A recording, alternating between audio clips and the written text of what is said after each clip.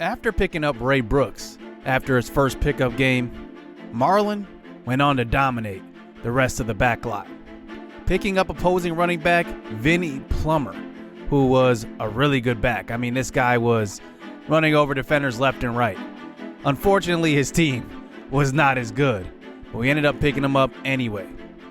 Now, Marlon, he had a long way to go to really dominate the streets here, but getting two teammates definitely helped out.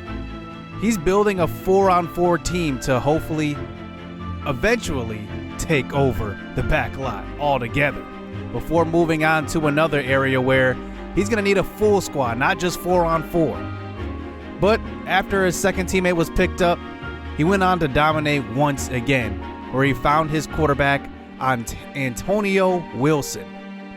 Now, he was invited to a game of Crush the Carrier, where the object of the game is to hold on to the ball as long as possible without getting hit and fumbling. And let's see if he'll last. Yo, what's good, YouTube? This is Jay from TNJ, and welcome back to NFL Street Episode 2. Now, we are owning the city here with Marlon Yarbrough in this series, and now we move on to the first Crush the Carrier game that we have faced in this series. Now, the object of this game is to keep the ball as long as possible while adding up points and making as many tackles as you can. And with Marlon Yarbrough's speed, he was able to make plenty of tackles and run away from defenders on his way to a victory. Now, the guy that finished last place was Spielman, but he had some attributes that I really liked. He was fast, he was a defender, and I like what I see out of him, so we will pick him up for our fifth teammate on the squad. So we'll see how that goes as we move into the last couple events here in the backlot, and we play our first few 4-on-4 matchups, as let's see if Marlon Yarbrough can get it done with his new teammates. So here is Wilson under center now, playing our first 4-on-4 game. Here's a deep throw to Plummer, the running back, and he catches it, and that's almost a first down. So now we get it to a third down. This time Plummer gets the handoff. Look at Yarbrough clearing the way, throwing a stiff arm, and Plummer picks up enough for the first down. So here is Wilson under center this time, taking his time. We have 5 seconds to throw the ball, and we throw it to Ray Brooks, who's got it inside about the 10-yard line, and now we're threatening to score. So here is Wilson now, moving, throwing. Yarbrough, touchdown! He gets tackled in and pushed in, and we will get our first score of our first 4-on-4 matchup. And it's now 6-0 as we fail to get a 2-point conversion. So here's the other team. Here's a pitch back to Stevens, as we cannot pick up players on the opposing team anymore on these 4-on-4 battles.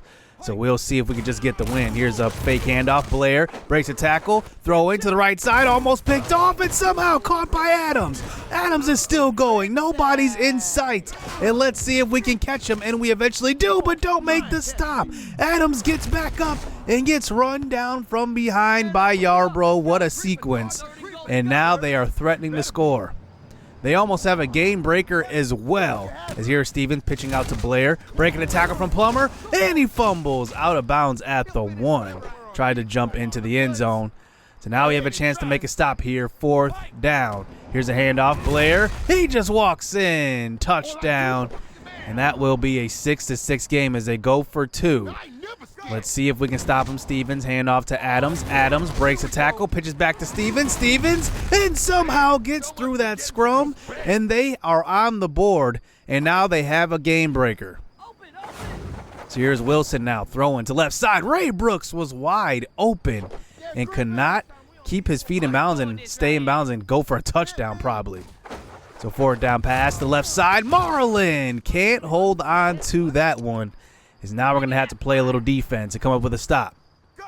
So they do have a game breaker. Looks like they may be holding it for the game breaker too, which pretty much guarantees a touchdown as they get a couple of yards on that little pitch.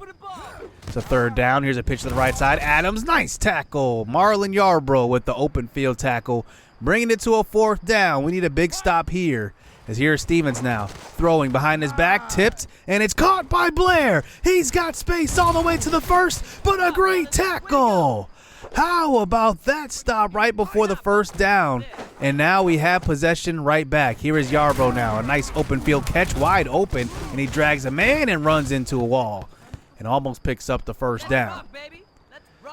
So now, from about halfway point through the field, here's a throw to a wide open Yarbrough. Tries to spin, but it's not going to work. Blair on the stop. So now we get it inside about, I'd say, the 20-yard line. Here's a throw to left side. Wilson finds Yarbrough. Touchdown. We're close to a game breaker as well. We will go for 2 on this play to make it a 6-point, or a 6-point game. Here's a throw to left side. Yarbrough's got it wide open. And we go for 2, now 14 point to their 8. So here's Stevens, handoff to Blair. He breaks the tackle that time, pitching it back to Adams. Adams gets stopped. And now they are moving up to this game breaker too. We definitely need to stop right here. As here is Stevens handing off to Blair again. Blair pitches back, and we tip it. It's going to roll to the back of the end zone. It's a touchdown. I was looking for that pitch the entire time. Marlon Yarbrough makes it, at least tips it, and they recover for the touchdown. And now it's 14 up, handoff Blair. He pitches it back to Adams, and we do get the stop. So it's 14 up. We need to get into the end zone on this drive. Here's a wide open Marlon Yarbrough with room. He's got space. Tries to outrun the defender, but he can't. And now we have it close to the first down marker. As now here's a second down. Here's a throw to a wide open Plummer downfield. He's got it. In space, in speed, touchdown. Nice throw. And now here is Wilson. Had his third touchdown pass of the day. Here goes for 2. Here's a throw to Plummer, but he can't get in. So now we're going to use our game breaker here. Maybe we shouldn't. Here's a play action fake. Here's Stevens, throw it across the middle, and it's going to be caught. Ray Brooks, and he can't make the tackle on Blair. Blair is still on his feet, and he picks up a first down. And now they have the game breaker too. And they're going to use it. This is game breaker 2. This is the first time we've seen this in this series, but it's pretty much a guarantee touchdown as they pitch it up to Blair over the defensive line, and that one will propel him to the end zone for a touchdown. It's now 20 up. Now, one reason why we didn't use our game breaker on that play, because we knew that they had to score at least once. So now we get it on offense. We can use our game breakers. They get in here, and now they have the 1-point lead. So now it's time to use our game breaker here. And let's see if we can score. We hand it off to Plummer, pitching it back to Yarbrough. Look at the stiff arm by Yarbrough. Yarbrough's got speed as well. He makes one-man miss.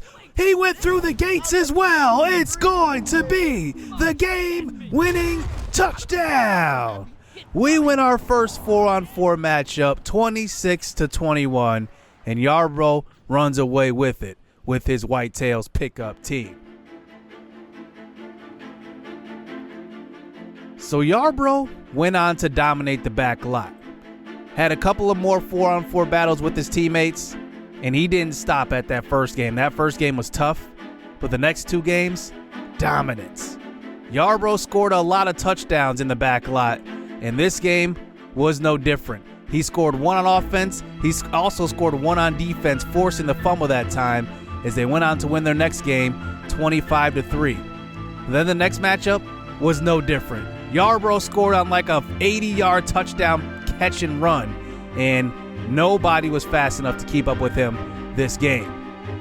But also, now we're starting to get on radars. We took over the back lot, and by that, I mean we took over the territory. It's ours now. Players will have to come to us if they want to play us here. So now that we own our first territory in Eagle Heights, we have 1 more to go. Then we move on to Iron Park, Stonehurst, then downtown where Xzbit's team is waiting. But first, in Eagle Heights, we go to the Sportsplex. We got to play a couple of pickup games, then we get to play full 7-on-7. So can Marlon Yarbrough and his team live up to the hype that he dominated in the back lot?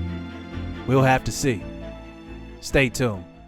I like getting money, I got time to get it. Target on me, so my car's a tenant. Dancing with the devil, I don't bargain with it. Bobbing in a dash, and the stick is with it. And I hit the 4-5 on the west side. But I'm from the east side, this how we slide. This how we ride, yeah, this how we ride.